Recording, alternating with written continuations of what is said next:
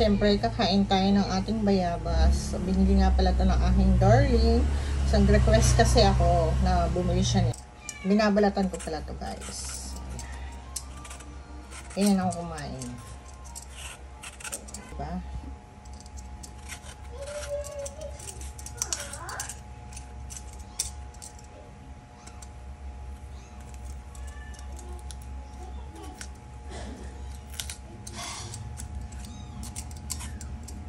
So, ayan na guys. So, yung itsura. Siyempre.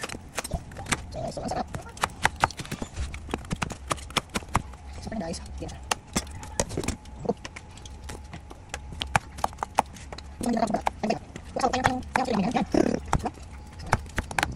Siyempre, natin natin ng konti asin. Ay, sarap. Ang sarap ng bayabas. So, pwede natin na siyang kainin. So, gusto nyo, lagyan nyo din siya ng sili.